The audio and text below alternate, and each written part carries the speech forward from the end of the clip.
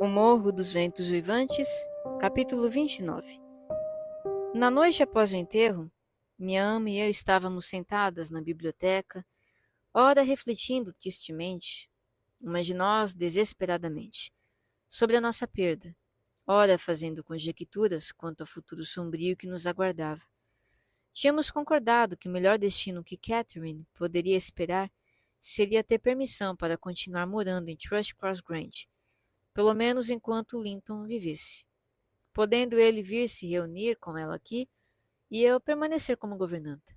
Parecia um arranjo demasiado favorável para termos esperanças de obtê-lo. Ainda assim eu as tinha, e comecei a me alegrar com a perspectiva de conservar meu lar, meu emprego e, acima de tudo, minha querida patroazinha, quando um criado, um dos que haviam sido despedidos e ainda não tinham ido embora, entrou apressadamente dizendo que aquele diabo do Heathcliff estava vindo pelo pátio. Deveria fechar-lhe a porta na cara? Mesmo que tivéssemos decidido cometer a loucura de ordenar esse procedimento, não daria tempo.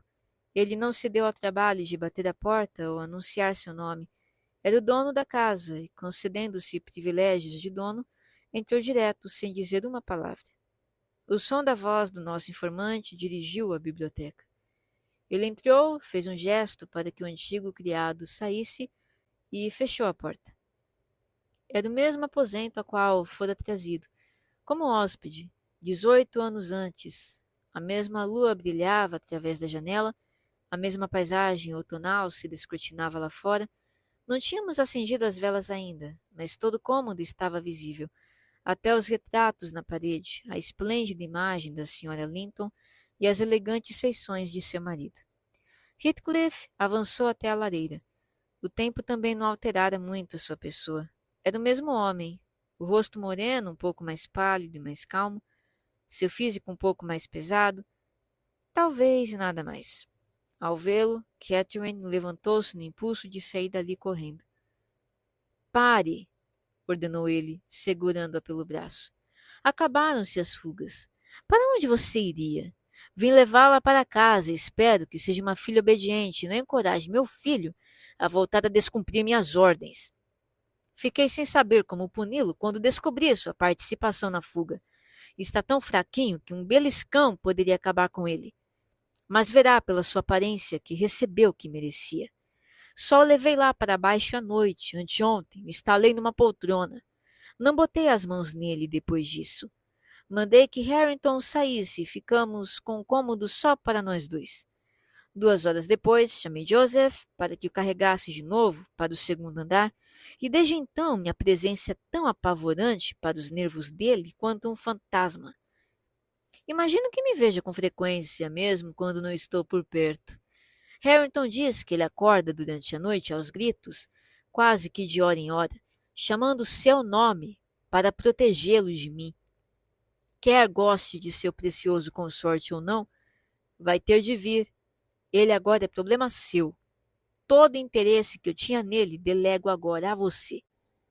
Por que não permite que Catherine continue aqui e manda o Sr. Linton vir ficar com ela? Supliquei. Já que odeia ambos, não sentiria sua falta. Vão ser um flagelo diário para o seu coração perverso. Estou procurando um inquilino para Grange, respondeu ele. E quero meus filhos perto de mim, naturalmente. Além disso, essa moça vai ter de trabalhar em troca de sustento. Não vou mantê-la no luxo e no ócio depois que Linton se for. Apronte-se logo, não me obrigue a forçá-la. Farei isso, disse Catherine. Linton é tudo que tem para amar no mundo, e embora o senhor tenha feito o possível para torná-lo odioso aos meus olhos, e eu aos dele, não pode fazer com que nos odiemos, e desafio-o a lhe fazer mal quando eu estiver por perto, e desafio-o a meter medo em mim. Você é a campeã da bravata, replicou Heathcliff, mas não gosto de você o suficiente para fazer mal a ele. O privilégio do tormento vai ser integralmente seu enquanto durar. Não sou eu quem vai torná-lo odioso aos seus olhos, e sim o próprio espírito de Linton. Ele anda numa amargura danada com a sua deserção e com as consequências. Não espere agradecimentos por essa nobre devoção. Ouviu-o fazendo uma deliciosa descrição asilado que faria se fosse forte como eu. A inclinação existe, sua própria fraqueza age lhe afiar a perspicácia, até encontrar um substituto para a força. Sei que ele tem uma natureza ruim, disse Catherine. É seu filho, afinal, mas felizmente a minha é melhor e sou capaz de perdoá-lo. Sei que ele me ama e por esse motivo amo-o também. Sr. Heathcliff, o senhor não tem ninguém para amá-lo, e por mais infeliz que nos faça, ainda teremos a vingança de pensar que sua crueldade advém de uma infelicidade ainda maior. O senhor é infeliz, não é? Solitário feito diabo, e invejoso como ele também? Ninguém o ama, ninguém vai chorar pela sua morte. Eu não gostaria de estar no seu lugar. Catherine falou com um sombrio ar de triunfo. Parecia estar decidida a entrar no espírito de sua futura família e encontrar prazer no sofrimento dos inimigos. Não vai querer é estar no seu lugar, rebateu o sogro. Se ficar parada aqui por mais um minuto, fora daqui, bruxa, e vá apanhar suas coisas. Ela se retirou com ar de desdém. Em sua ausência, comecei a suplicar que ele me desse o lugar de Zilá em Wuthering Heights, oferecendo-me para ceder o meu a ela. Mas ele não quis nem ouvir falar nisso. Mandou que eu me calasse, então, pela primeira vez, permitiu-se olhar um pouco ao redor e fitar os retratos. Tendo contemplado da Sra. Linton, disse: Vou levar isto para casa. Não porque precise, mas... Virou-se abruptamente para o fogo e prosseguiu, com o que chamarei de sorriso por falta de uma palavra melhor. Vou lhe contar o que fiz ontem. Mandei o coveiro que cavava a sepultura de Linton remover a terra de cima do caixão dela e o abri. Por um momento achei que ia ficar lá, quando voltei a ver o rosto dela. E é o rosto dela ainda. Ele teve muito trabalho para me levar embora dali. Mas disse-me que o rosto ia se alterar se o ar entrasse. Então abri um dos lados do caixão e voltei a tampá-lo. Não lado que dá para Linton. Diabos o carreguem. Gostaria que ele tivesse sido soldado com chumbo e dei dinheiro a coveiro para abrir aquela parte do caixão dela quando eu tiver sido colocado ali e abrir o meu também. Vou deixar tudo preparado. E quando Linton chegar até nós, não vai saber mais quem é quem. O senhor é mesmo muito perverso, Sr. Heathcliff, exclamei. Não tem vergonha de perturbar os mortos? Não perturbei ninguém, Nelly, replicou ele. E dei um pouco de paz a mim mesmo. Vou ficar bem mais tranquilo agora.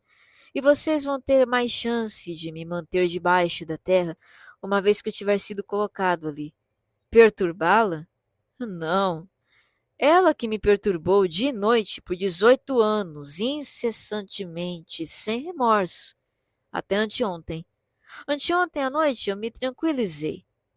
Sonhei que estava dormindo o último sono ao lado dela, com meu coração parado e a face gelada de encontro à sua. E se ela tivesse se dissolvido na terra, ou coisa pior, com que o senhor teria sonhado? Indaguei. Teria sonhado em me dissolver com ela e ficaria ainda mais feliz? Respondeu ele.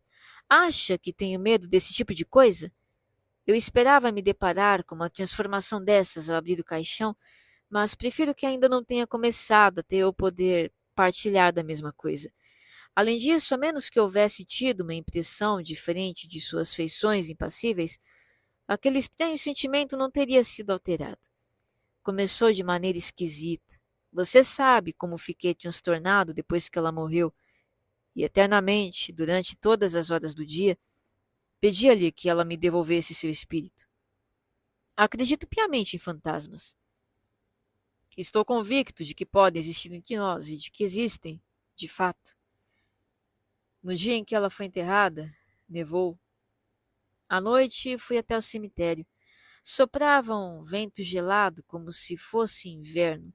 Tudo em volta estava solitário. Eu não imaginava que o imbecil do marido dela fosse perambular pelo vale tão tarde, e ninguém mais tinha o que fazer ali.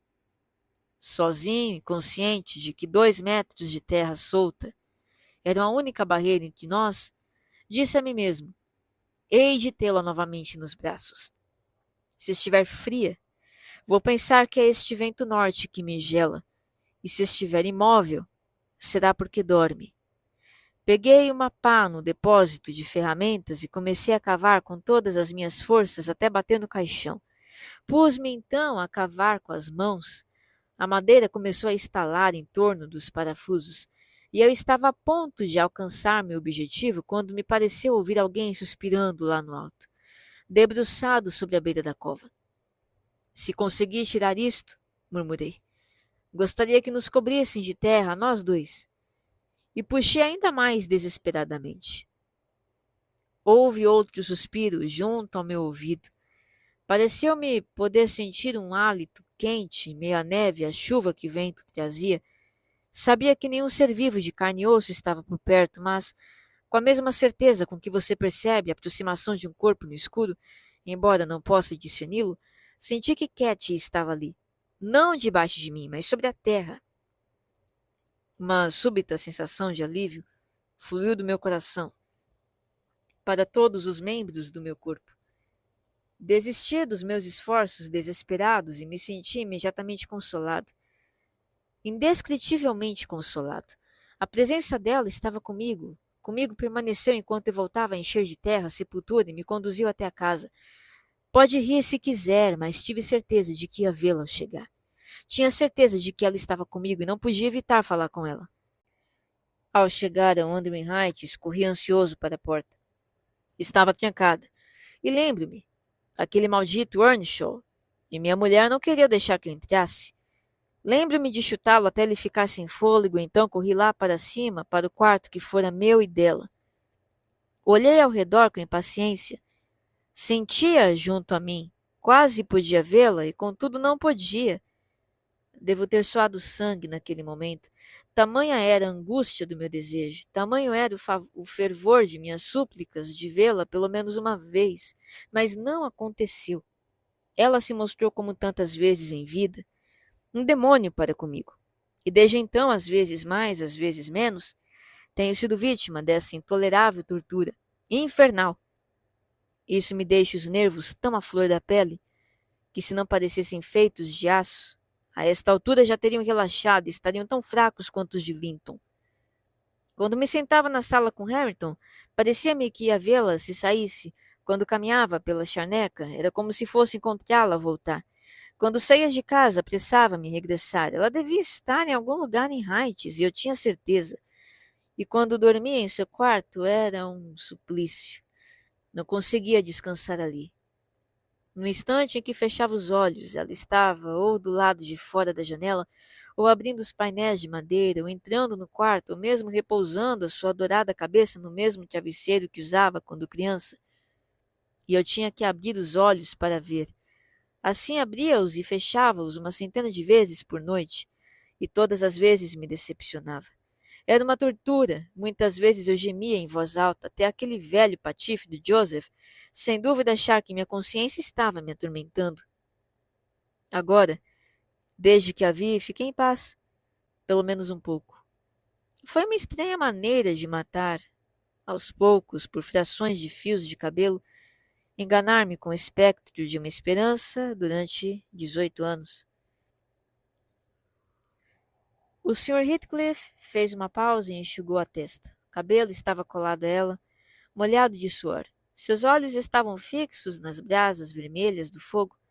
As sobrancelhas não estavam contraídas, mas levantadas junto às têmporas, o que diminuía o ar severo de seu rosto, mas o deixava com um aspecto peculiar de perturbação e uma aparência de tensão mental, provocada por um assunto que o absorvia. Mal se dirigia a mim, e eu permaneci em silêncio. Não gostava de ouvi-lo falar. Após um breve período, ele voltou a fitar pensativo o retrato, tirou-o da parede e o apoiou contra o sofá para melhor contemplá-lo. Enquanto isso, Catherine entrou, anunciando que estava pronta e que só faltava selar seu pônei. Mande-me isso amanhã, ordenou-me Heathcliff. Voltando-se para ela, acrescentou. Não vai precisar do pônei. Está uma noite agradável, não vai precisar de pôneis em Wuthering Heights. Para os passeios que fizer, seus próprios pés vão lhe bastar. Vamos. Adeus, Ellen, murmurou minha querida patroazinha. Quando me beijou, seus lábios estavam frios como gelo. Venha me visitar, não se esqueça. Cuidado para não fazer tal coisa, senhora Jim, ameaçou-me seu novo pai. Quando quiser lhe falar, venho até aqui. Não quero nenhum de vocês bisbilhotando a minha casa. Fez sinal para que ela fosse na frente. Lançando-me um olhar que me cortou o coração, ela obedeceu. Observei-os da janela, enquanto desciam o jardim. Heathcliff prendeu o braço de Catherine debaixo de seu. Embora ela tenha tentado se soltar com passos rápidos, arrastou-a pela leia, cujas árvores os ocultaram.